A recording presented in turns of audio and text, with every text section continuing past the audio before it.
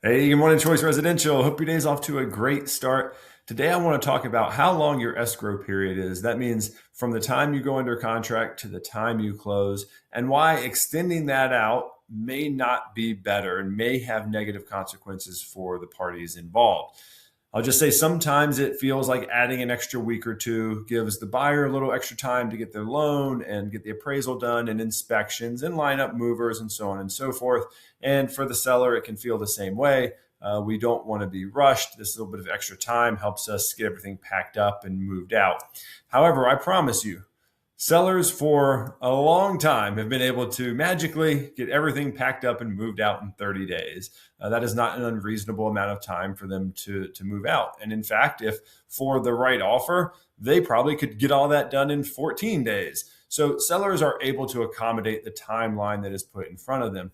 Same thing for buyers. Most lenders can get a loan done in 14 days if they have to, certainly in 21 days. And while it does mean that the agents and the clients have to be on the ball with getting everybody what they need and getting things done and lined up, a shorter and more expedited timeline certainly is possible in most cases for both sides of the transaction.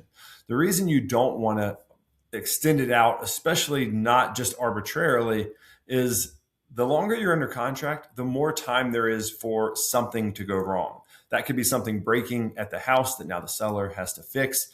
That could be the buyer making a mistake and going and putting new bedroom furniture on an instant credit card, dinging their credit, and literally makes it so that now they don't qualify.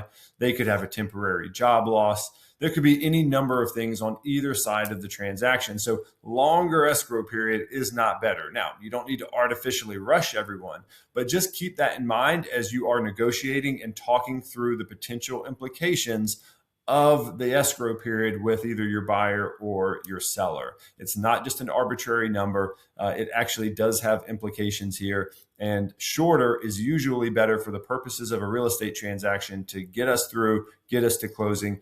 The seller takes their money and goes. The buyer now has possession of their home. That's the goal we're trying to get to. So keep that in mind as you're talking through with your buyers about the length when they're making an offer and with your sellers as they are evaluating the merits of an offer they receive. Hopefully that's been helpful just to get your wheels turning. If you have other thoughts, whether they're in line with mine or not, put them in the comments below. We'd love to hear about your experiences, your thoughts, so that we can all learn together. Until next time, as always, take care.